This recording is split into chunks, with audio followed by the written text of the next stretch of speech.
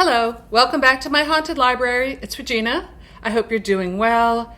I hope you're enjoying this beautiful day. The weather's been fantastic where I live, and I can almost smell fall in the air. I can just feel it a little bit on my morning bike rides. And speaking of fall, I did want to let you know that I do plan on doing Vamptember again this September, which is only coming up in a couple weeks. So just wanted to throw that out there if you want to start planning for that. Where are my glasses? Okay, so today I have a couple different things, but we're going to start with Garbaugust, week 2, as we're moving into week 2. So I forgot to mention last week when I talked about Garbaugust, or to even kick it off, that I do have a Garbaugust pseudonym for the month of August, which I haven't been using because I'm sorry, I just kind of forgot. Regina St. Clair. Maybe I forgot because it's not the best name that I came up with, but that's what I got, Regina. I could have done something like Vagina St. Clair or something like that, but I did want to go there. So anyway, call me Regina or call me Regina, whatever you prefer. So for the first week, anything goes. I did complete one book and I started a second book, and these are kind of out of order. I'm trying to stick to the program, but you know how it is when you read, and also I am a mood reader. I can't change, so it is what it is. So let's see what I read. I finished a novella by Jack Ketchum called Right to Life. It's quite a provocative cover. I could have left this for week 2, which is shock value, I think. I don't know why I didn't, but I read this.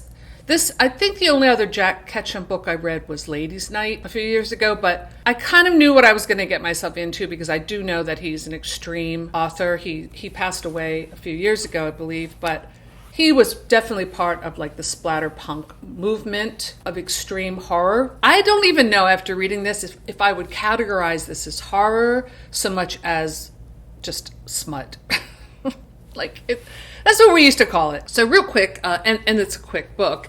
This book is about a woman and her boyfriend or her lover. They can't be together because he's married, and it's complicated. Anyway, they decide to terminate her early pregnancy, and she's on her way to the abortion clinic in New York when she's abducted by like some crazy right to life protesters, it seems at first, and she's taken into a rural house, blindfolded. And basically the book is about her being sexually tortured to term, if you can imagine.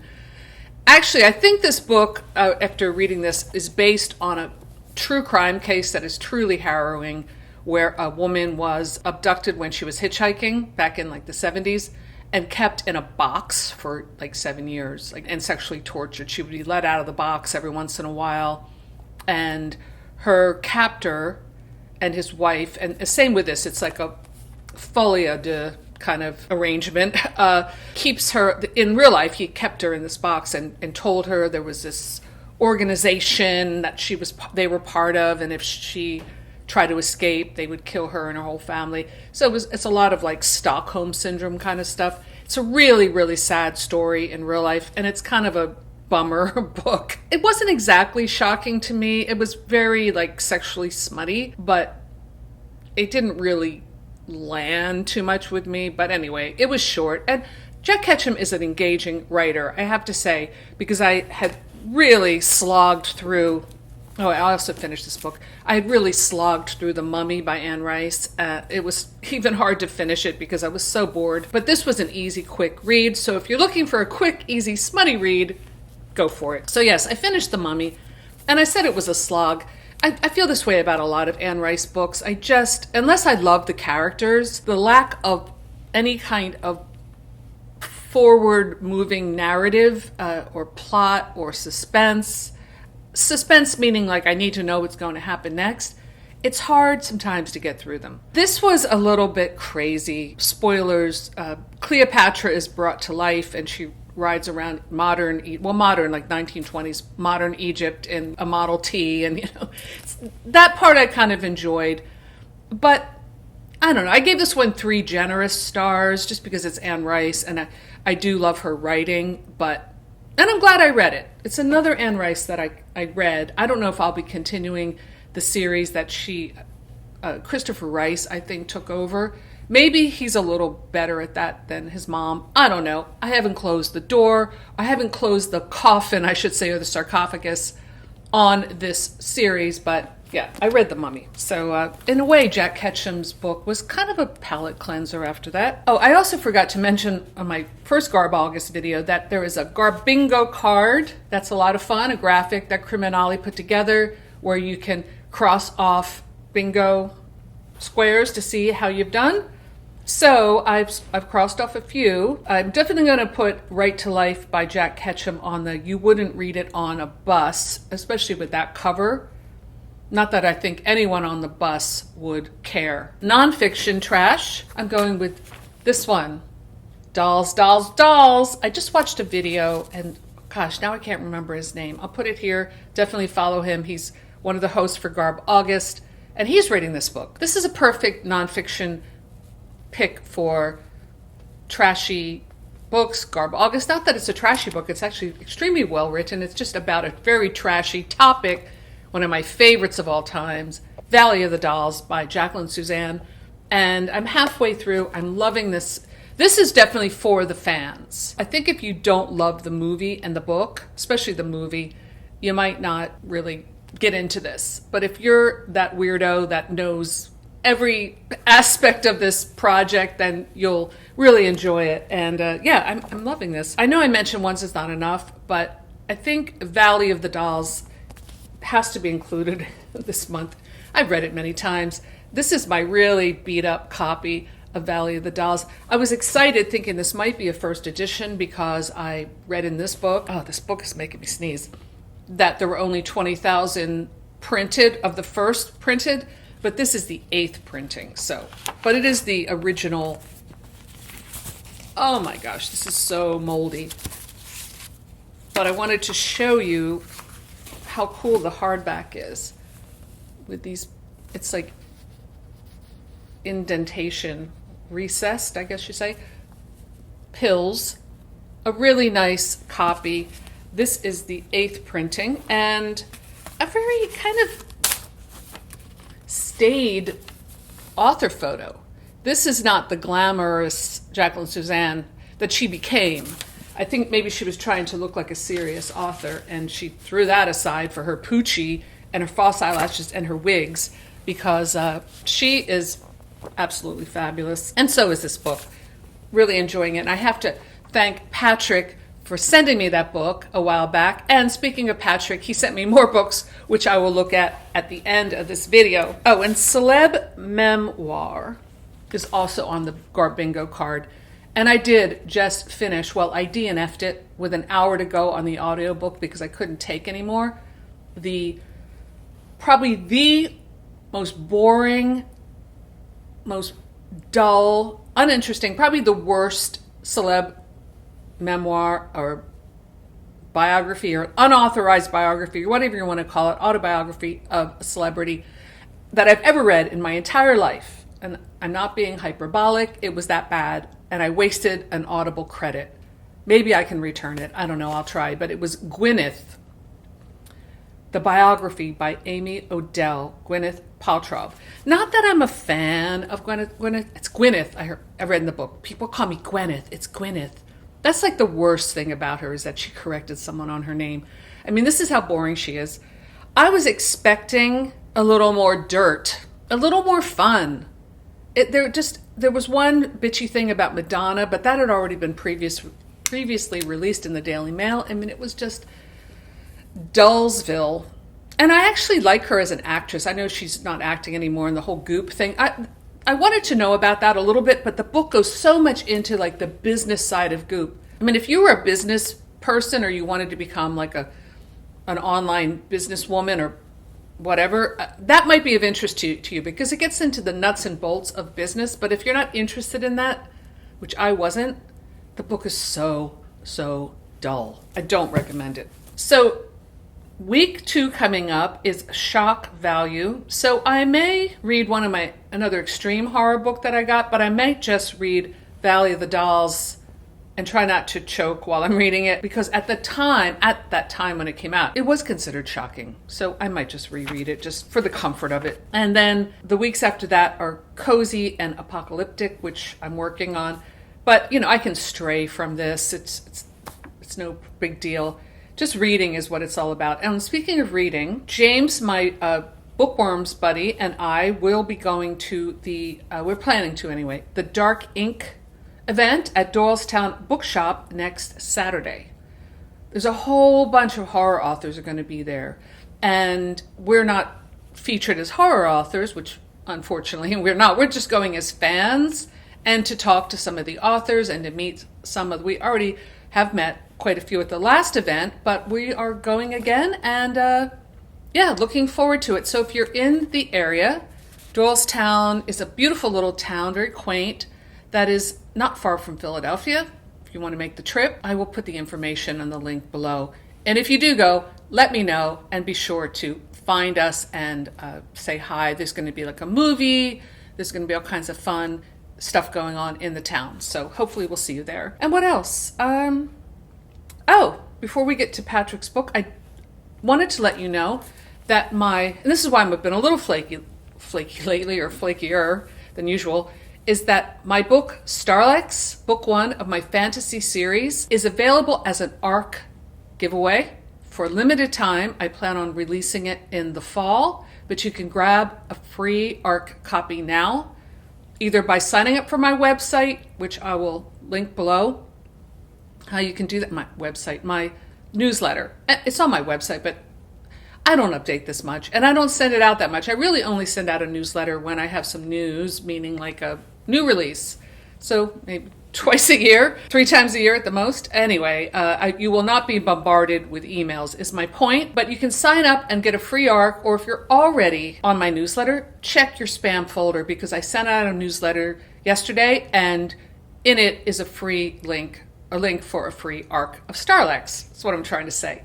I'm going through it. I edited it. I'm going to probably give it one more pass before the final release. It is going to be a relief when it's all done.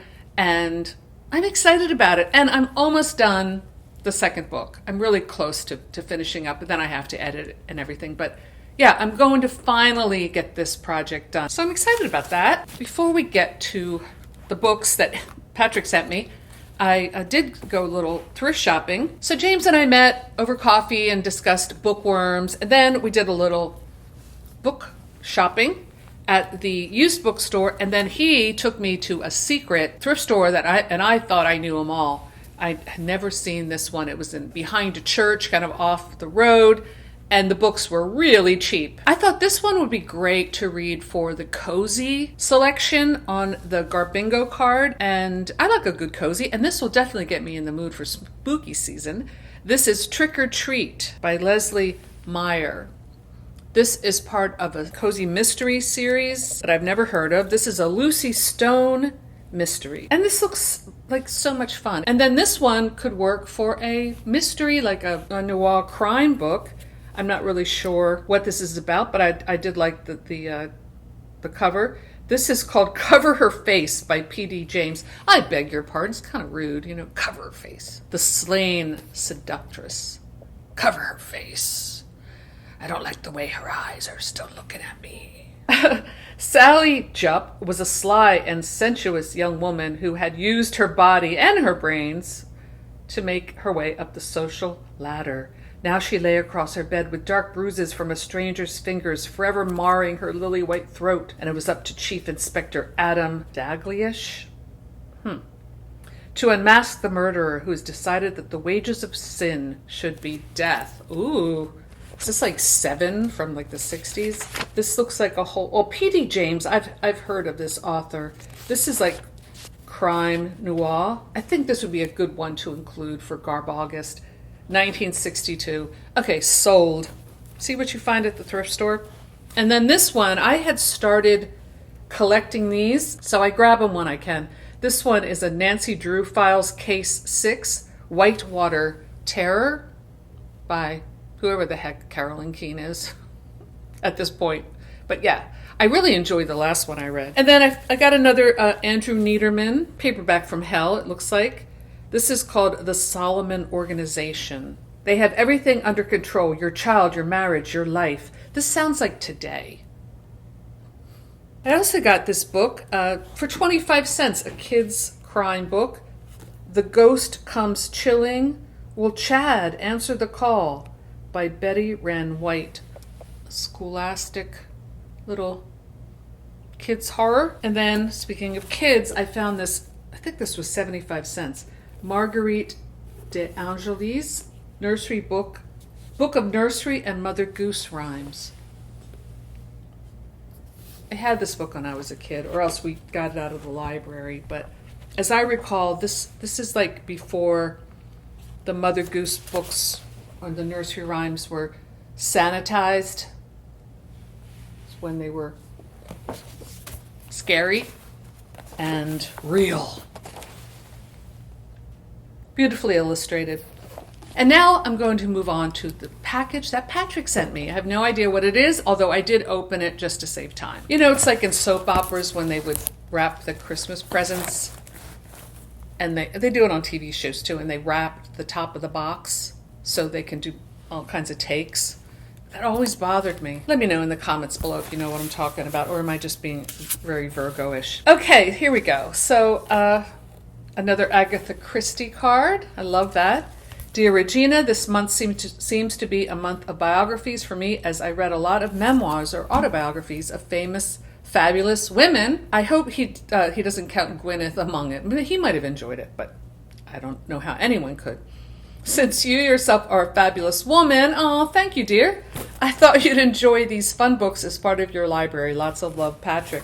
That's really sweet. Thank you very much. Hilary Mantel, A Life in Writing, a 2-time winner of the Booker Prize, memoir of my former self. You know, I'm so out of it. I don't read the literary stuff anymore, so I've not been up on the Booker Prize winners. But hey, there's always a chance to expand my horizons. He put a little note. I came to Hilary Mantel, sadly, only after her passing. See, I didn't even know. But this collection is brilliant. Her last book, it really goes into writing, and has her review of Fatal Attraction, which I thought you would appreciate.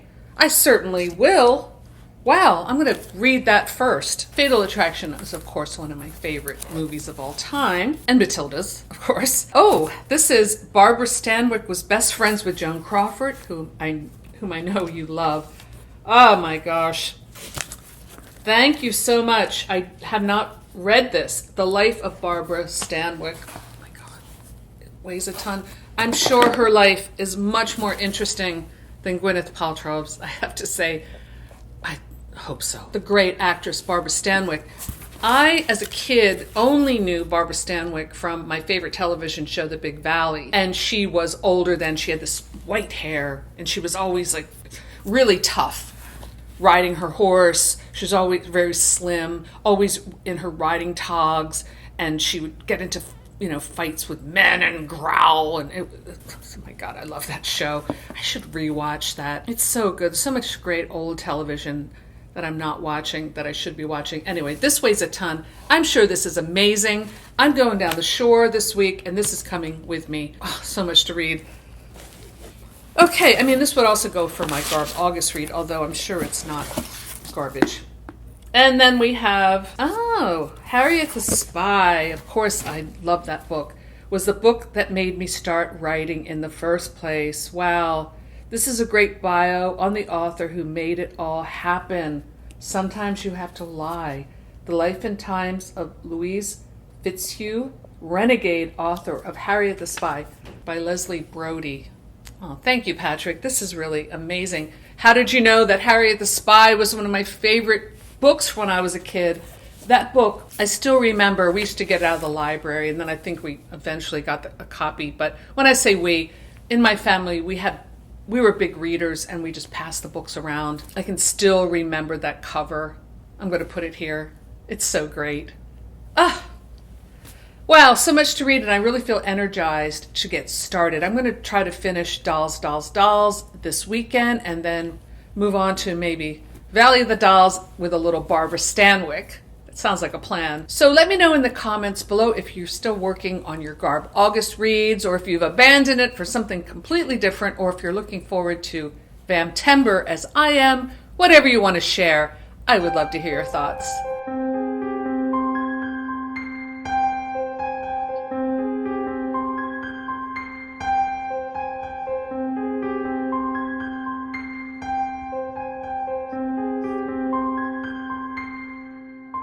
So that's all I have for today. Thanks for stopping by my haunted library, and I'll see you soon. Bye.